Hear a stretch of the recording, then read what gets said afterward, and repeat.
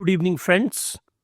आज evening wrap up of Indian stock market में आप लोगों का बहुत बहुत स्वागत करते हैं। हम हर रोज की तरह आज भी हम करेंगे rap up of Indian stock market. कैसी रही आज स्टॉक मार्केट, क्योंकि दो ही सेशन बचे हैं और आज के को अगर हम छोड़ दें तो एक सेशन बचा है फ्राइडे का, और उसके बाद सैटरडे को जो है बजट आने वाला है, यूनियन बजट, जिसका बहुत बड़ा इन्फ्लुएंस है इंडियन स्टॉक मार्केट पे। आज कैसी रही मार्केट उसको स्टडी करेंगे। चलिए आगे स्टार्ट करते हैं कि आज मार्केट की परफॉर्मेंस किस प्रकार से रही इंडियन मार्केट में। तो मार्केट की जो परफॉर्मेंस है आज वो पॉजिटिव रही, पॉजिटिव थी बहुत ज़्यादा। पहले तो बहुत अच्छी परफॉर्मेंस थी, लेकिन फिर क्लोज होते होते मार्केट नीचे को गिरी। और क्या रीज़न रहे मार्केट के आज, वो हम लेके आए हैं आपके लिए। देखिए मार्केट परफॉर्मेंस नंबर 1 के ऊपर एफओएमसी की हॉकिश पॉलिसी आई है, नो रेट कट आए हैं यहाँ पे। इसको लेके अभी कुछ टाइम पहले मैंने अपना वीडियो अपलोड किया है, आप उस जो वीलॉग मैंने बनाया है एफओएमसी के ऊपर, federal open market committee, detail में एक्सप्लेन किया मैंने उसका क्या रिलेशन है पूरी दुनिया के साथ और खासकर इंडियन स्टॉक मार्केट के साथ। तो जल्दी से जाइए और उस वीडियो को आप देखिए, आप लिटरली उसको एंजॉय करेंगे। आगे जो दूसरा पॉइंट है, यूनियन जो बजट है इंडिया का, यूनियन बजट आने वाला है और मार्केट को उसकी बहुत ही अच्छे होने की उम्मीद है। अब आप देखिए, मैंने कल वाले व्लॉग में भी आपको बताया था कि मान लीजिए एक बच्चा है जिससे हम उम्मीद कर रहे हैं कि वो बच्चा 40 नंबर लेके आएगा, ऐसी उम्मीद है। लेकिन वो बच्चा अगर मार्क्स लेके आ जाए 80, तो आपकी पार्टी होगी कि नहीं होगी? अब और अगर ये 40 नंबर की उम्मीद थी लेकिन 30 लेके आए, फेल हो जाए, तो आप रोएंगे। एग्जैक्टली 30, 80 और 40 यही होने वाला है सैटरडे को जब बजट आने वाला है उसके साथ। कि अगर बहुत अच्छी पॉलिसीज वहां पे आई, इसके ऊपर कल मैं अलग से एक वीडियो बनाऊंगा कि बजट से क्या एक्सपेक्टेशंस हैं और कैसे स्टॉक मार्केट और हमारी इकोनॉमी इसको फेस करेगी। इसमें सबसे बड़ी प्रॉब्लम यह है कि भारत की जीडीपी में प्रॉब्लम है, वो फॉल कर रही है। कॉरपोरेट अर्निंग वो फॉल कर रही है। हमारा रूपी वर्सेस डॉलर, रूपी बहुत बुरी तरह से क्रैश कर रहा है। स्टॉक मार्केट वो भी फॉल कर रही है। तो चारों फैक्टर्स, ऑल 4 फैक्टर्स भारत में क्या हैं? नेगेटिव हैं। तो अब यहाँ पे वो कहावत आएगी, डूबते को तिनके का सहारा। और तिनका क्या है यहाँ पे? Union budget. तो इसको और डेप्थ में करेंगे एनालाइज हम। अब tariff and deportation in US, ये जो हमारा पिछला एफओएमसी का वीडियो है उसमें डिटेल में मैं एक्सप्लेन कर बैठा हूं कि इन दोनों पॉइंट्स को, एफओएमसी को भी और टैरिफ और जो डिपोर्टेशन है यूएस में, उस कॉन्सेप्ट को भी। तो उस वीडियो को जरूर देखिए जाके। एफआईआई सेलिंग वॉसिफेरसली, ये आपको एट द एंड हर रोज की तरह मैं बताता हूं, आज भी बताऊंगा। उन्होंने कोई कसर नहीं छोड़ी बेचने में। अब आइए आप, इंडियन स्टॉक मार्केट किस प्रकार से रही उससे पहले, कल पिछली रात को, यूएस में दिन होता है, हमारे यहाँ रात होती है। तो अमेरिका में क्या हुआ, फेडरल रिजर्व की पॉलिसी आई और वो पॉलिसी सबको पता था कि रेट में कोई फर्क नहीं आने वाला है, वो वहीं रहेंगे। लेकिन पहली बार, मेरे उस वीडियो को देखिए जो अपलोड किया है हमने, क्रिप्टो को लेके वहां पे बात हुई है। क्रिप्टो करेंसी को लेके पहली बार फेडरल रिजर्व के चेयरमैन ने बोला है कि ये फ्यूचर की करेंसी है और उसको लेके हमें प्लानिंग करनी चाहिए। तो अगर फेडरल रिजर्व का चेयरमैन बोल रहा है तो हमको भी इंडिया में इस कॉन्सेप्ट को बहुत ध्यान से समझना चाहिए और इसको एक लीगलाइज टेंडर बनाना चाहिए। लेकिन अमेरिका में इनकी जो पॉलिसी है, रेट कट की पॉलिसी, अच्छी नहीं रही और उनके लगभग सारे इंडेक्स जो थे वो नेगेटिव में थे। और उम्मीद थी कि भारत में भी इसका फर्क पड़ेगा, लेकिन भारतीय मार्केट ने मॉर्निंग में बहुत पॉजिटिवली रिएक्ट किया। जो इंडियन स्टॉक मार्केट थी उसने पॉजिटिवली रिएक्ट किया और उसकी पॉजिटिव रिएक्ट करने का एक ही सबसे बड़ा रीजन था यूनियन बजट और उनको लग रहा है कि यूनियन बजट में सरकार अच्छी पॉलिसीज अनाउंस करने वाली है। अब आप देखिए यहाँ ध्यान से, ये है अमेरिका का विक्स। अमेरिका का विक्स जो है वो 16.56 है। ये देखिए अमेरिका का विक्स जो है ना वो लेस देन 15 था। अगर इस आप ध्यान से विक्स को देख रहे होंगे कहाँ के, यूएस को, वो लेस देन 15 रहा है पिछले बहुत टाइम से। एक डीप सीक करके ऐप आती है और वो तहलका मचा देती है और पूरे विक्स को हिला देती है यूएस में। जो अमेरिकन प्रेसिडेंट आए हैं ट्रंप साहब, वो हमेशा क्या करते हैं, अभी तक तो उनका क्या चल रहा था, हनीमून पीरियड। उस पीरियड में तो वो अमेरिका ग्रेट अगेन, अमेरिका बहुत अच्छा, लेकिन जब वो अब उसको अप्लाई कर रहे हैं ना, तो वो अप्लाई उतनी शानदार तरीके से हो नहीं रहा है। तो जो विक्स है अमेरिका का वो भी बढ़ रहा है, लेकिन निफ्टी का जो विक्स है वो फॉल किया है। और कितना, अप्रोक्सीमेटली 7%। हमारी थोड़ी स्टेबिलिटी मार्केट में इंक्रीज हुई है, इंडियन स्टॉक मार्केट में। और स्टेबिलिटी इंक्रीज होने का रीजन है कि आरबीआई जो है, इसमें जो सबसे बड़ा रोल है स्टेबिलिटी बढ़ाने का, वो रोल है आरबीआई का। आरबीआई इंजेक्ट कर रहा है क्या, रुपीस एंड डॉलर्स, कहां पे, मार्केट के अंदर। उसके कारण जो हमारा रूपी है वो कुछ हद तक स्टेबल हो रहा है। और हमारा रूपी स्टेबल हो रहा है तो मार्केट को लग रहा है कि अच्छा हो रहा है। साथ में क्रूड के जो प्राइसेस हैं वो डिक्रीज कर रहे हैं, ऑयल के प्राइसेस डिक्रीज कर रहे हैं। और आपको पता है भारत दुनिया का तीसरा सबसे बड़ा ऑयल कंज्यूमर है। तो ये प्राइसेस कम हो रहे हैं तो मार्केट को ये भी अच्छा लगा। रूपी हल्का सा स्ट्रांग हो रहा है, मार्केट को ये भी अच्छा लगा। यूनियन बजट अच्छा होने वाला है, ऐसी उम्मीद है। इसलिए भारतीय मार्केट ने और हमारे निफ्टी विक्स जो है आज हल्का सा स्टेबल हुआ है। और अमेरिका वाला वो इंक्रीज हुआ है। और इसका मतलब ये नहीं है कि ये गिरा है तो ये किसी भी दिशा में जा सकता है, ऊपर या नीचे, ये मैं एक्सप्लेन कर चुका हूं कई बार। अब आइए आप, जो यूएस का डॉलर इंडेक्स है, इस वीडियो को जरूर देखिए आप, DXY की वीडियो को। इसको देखे बगैर आप 3-4 महीने नहीं बच पाएंगे। अब डॉलर इंडेक्स हल्का सा बढ़ा है, लेकिन 107.94 हाई है, लेकिन एक वक्त ये 110 टच कर गया था, तो यहां से 107 पे पहुंचा है। तो डॉलर जो है कमजोर हुआ है दुनिया में। और अभी अभी न्यूज आई है ईसीबी की, यूरोपियन सेंट्रल बैंक, इसने 0.25 बेसिक पॉइंट डिक्रीज किए हैं इंटरेस्ट रेट। और ये बहुत पॉजिटिव नज़र है स्टॉक मार्केट के लिए, क्योंकि भारत की स्टॉक मार्केट में जो इन्वेस्टर्स हैं, बहुत काफ़ी सारे एफआईआईज यूरोप बेस्ड भी हैं। तो वहाँ से क्या उम्मीद है कि फ्लो भारत में बढ़ेगा। इसको डिटेल में कल एनालाइज करेंगे। जस्ट पॉपअप हुआ ये United States dollar to Indian rupee. ये देखिए आज रूपी हल्का सा स्ट्रांग हुआ। ये जो रेड में है ना, ये रेड में है यूएस डॉलर, ये रेड में है, तो इसका मीनिंग क्या हुआ, हमारा रूपी ग्रीन में है। डॉलर रेड में होगा तो रूपी ग्रीन में होगा, उल्टा अगर ये ग्रीन में होगा तो हमारा रूपी रेड में होगा। ये मैं आपको इस वीडियो में डेप्थ में एक्सप्लेन कर चुका हूं, जाइए उस वीडियो को देखिए।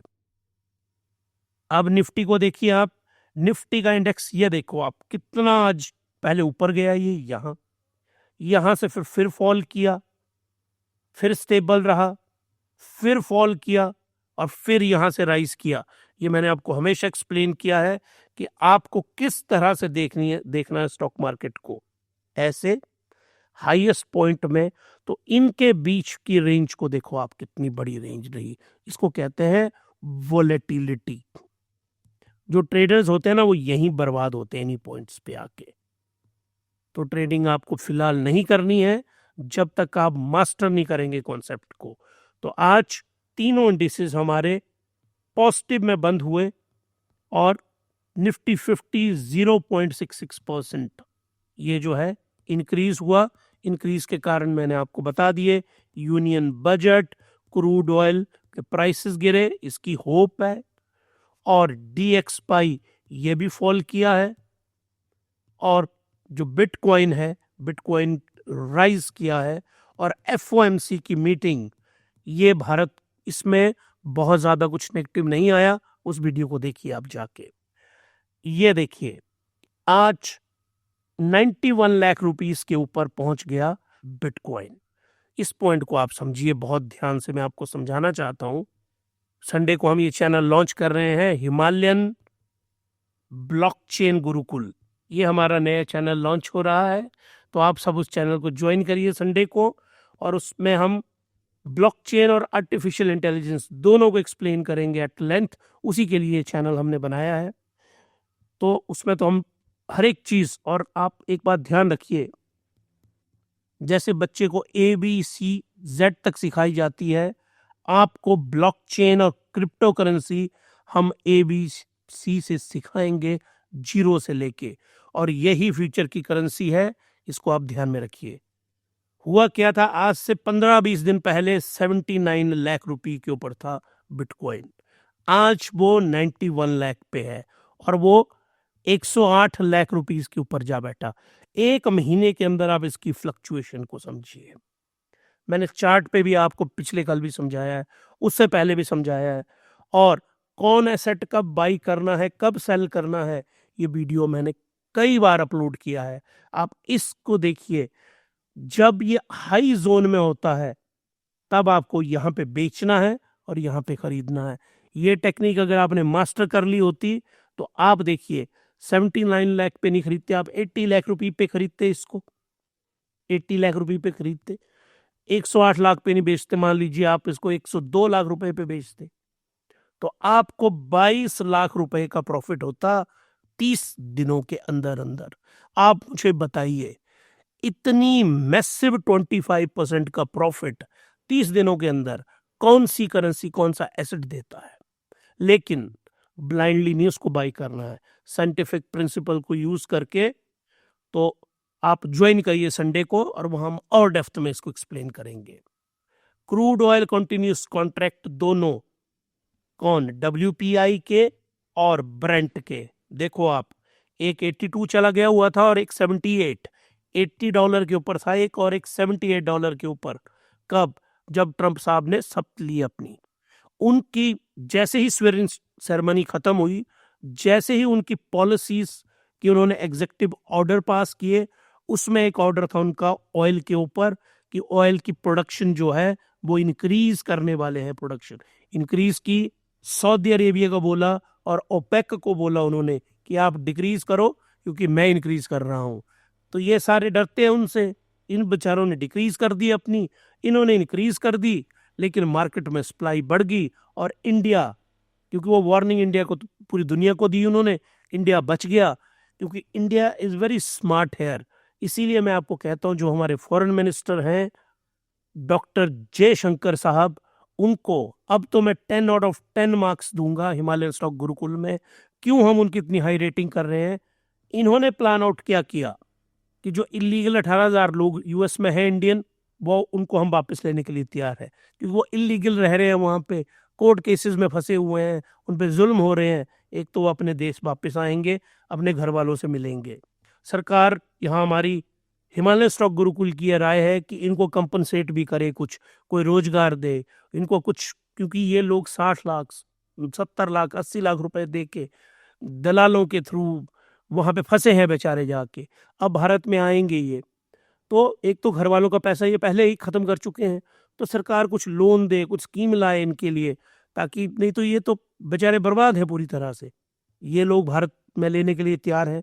और दूसरा, ऑयल हम सऊदी अरेबिया से खरीदते थे, ओपेक से खरीदते थे, रशिया से।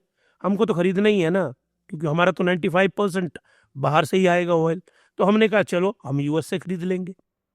वेपन वेपन हम रशिया से खरीदते हैं, अब हमने कहा कि कुछ एक हम USA से भी खरीदते हैं, खरीद लेंगे। अब हमने प्लान किया, कुछ तो हम खरीदते ही हैं।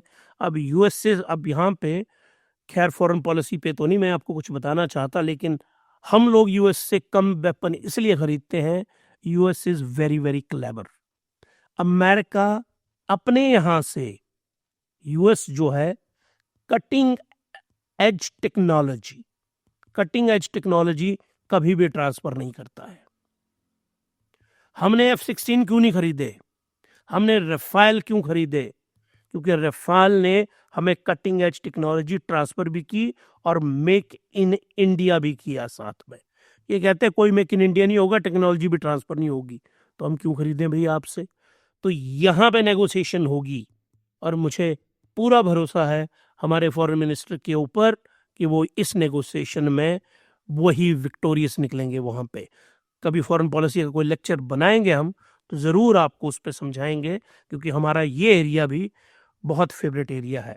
अब आगे आइए आप, आज जो स्टॉक इंक्रीज हुए, भारत इलेक्ट्रॉनिक्स लिमिटेड, ये वाला जो स्टॉक इंक्रीज हुआ, लॉरस लैब, सिप्ला, केपीआई ग्रीन, भारती एयरटेल, इन सब कंपनीज ने Q3 के जो रिजल्ट्स हैं वो एक्सीलेंट दिए।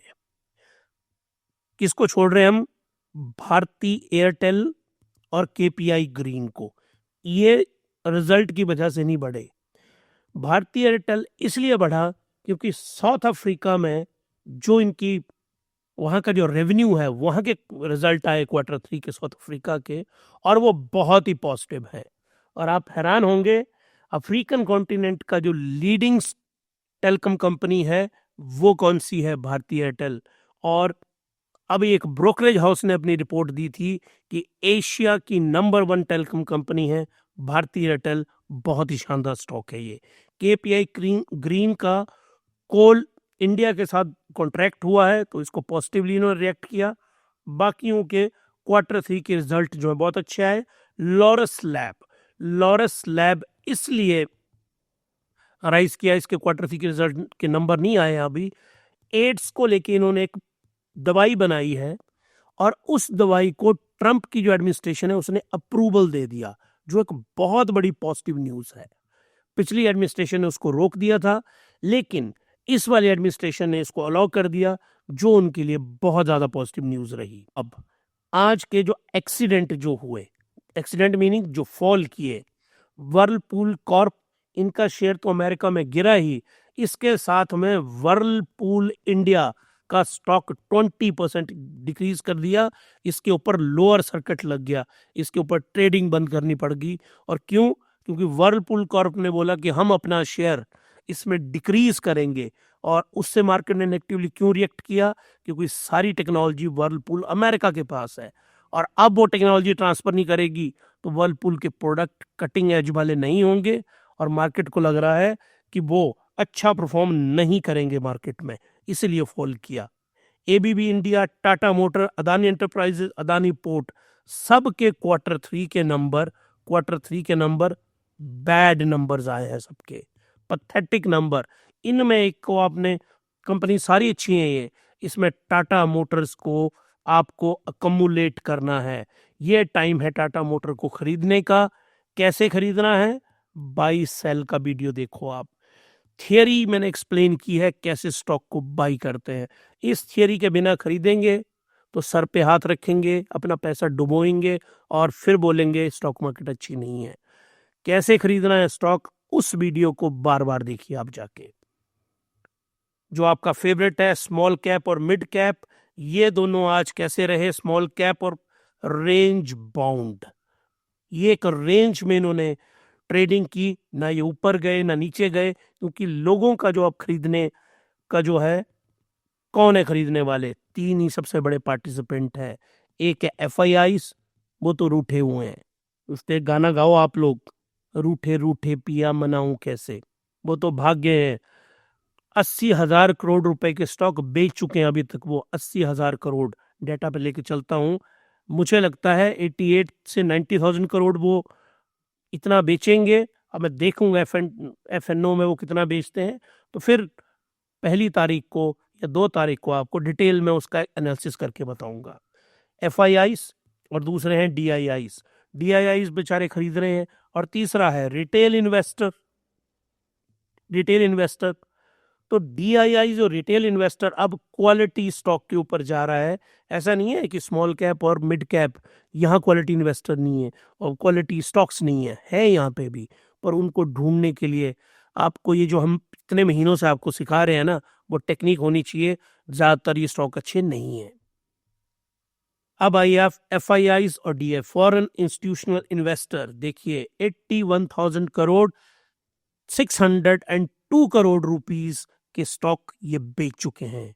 81,000 करोड़, 82 ही समझिए आप, और 82,000 करोड़ के DIIs ने खरीदे हैं। मतलब जितने उन्होंने बेचे उतने ही स्टॉक हमने बाई कर लिए। आप सोचिए अगर ये DIIs नहीं खरीदते ना स्टॉक्स को, तो 18,000 के ऊपर आपका निफ्टी खड़ा होता आज की डेट में, और आपका पोर्टफोलियो 50% डाउन होता आज की डेट में।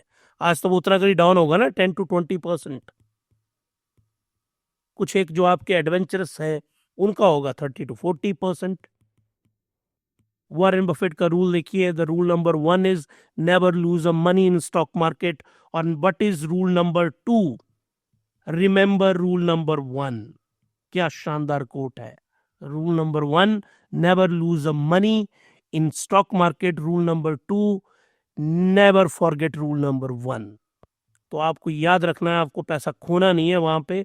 तो इसीलिए आप ये सारे वीलॉग जो हम करवाते हैं उनको फॉलो करिए, उनको सेव करिए। और मैंने इसको एट लेंथ एक्सप्लेन किया है। और ये देखिए यहाँ पे, ये जो हमारा हिमालयन स्टॉक गुरुकुल है, इसमें हर रोज हम एक्सप्लेन करते हैं, कॉन्सेप्ट को लेके आते हैं, मार्केट को एनालाइज करते हैं। आपको फालतू की कोई एडवाइस नहीं देते कि ये स्टॉक खरीदो, ये खरीदो, इसको बेचो। वो हमारा काम नहीं है। हमारा काम है एजुकेशन देना। वो हम आप लोगों को सिखा रहे हैं। सीखना ना सीखना तो आपकी मर्जी है ना। एक सोक्रेटिस की बहुत ही शानदार एक छोटी सी स्टोरी है, उस पर कंक्लूड करते हैं आज। Socrates, he is considered as the father of philosophers. Socrates के स्टूडेंट हुए प्लेटो के जो स्टूडेंट है वो हुए कौन? जल्दी से आप कमेंट बॉक्स में बताइए कि प्लेटो का जो स्टूडेंट था वो कौन है। चलो आपको आगे लेकर चलता हूँ। अरिस्टोटल थे। अरिस्टोटल का स्टूडेंट कौन था ये कमेंट बॉक्स में बताइएगा आप हमें। तो सोक्रेटिस ने एक जगह अपनी बुक में लिखा है कि मैं समुद्र किनारे जाता हूँ हर रोज सुबह, और आटे की छोटी छोटी गोलियां बनाता हूँ और वो फेंकता हूँ समुद्र में। तो मेरे लिए कोई मायने नहीं रखती है ये ज्यादा बड़ी बात, मैं तो हर रोज ही फेंकता हूँ। लेकिन वो मायने रखती है उस मछली के लिए जो उस आटे की गोली को खाती है और जिंदा रहती है, अपना बचाव करती है।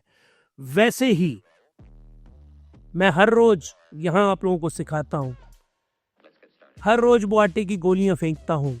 अब मछली आप हैं, वो कितना आप समझते हैं और कितना अपने आप को फाइनेंशियल मार्केट में जिंदा रखते हैं वो आपके ऊपर निर्भर है। मैं तो हर रोज ये करता रहूंगा। और आपको अगर हमारा हिमालय स्टॉक गुरुकुल में ये वीलॉग पसंद आया है तो सब्सक्राइब करिए, लाइक करिए और शेयर करिए। और अगर आप लोग लाइक करेंगे, शेयर करेंगे, सब्सक्राइब करेंगे तो हम 15 लोग 14 लोग, वो जो बाकी मेंबर है 15 मैं हूं जो आपको नरेटर हूं आपका, क्योंकि ये लोग बहुत शानदार ये सारा मटेरियल प्रिपेयर करते हैं, मुझे तो प्रेजेंट ही करना है। तो उन सब लोगों की मोटिवेशन होती है। तो अगर आप लोगों को पसंद आया तो लाइक करिए, और आपसे कल मिलते हैं अगले वीलॉग में। तब तक के लिए happy investing and thank you very much.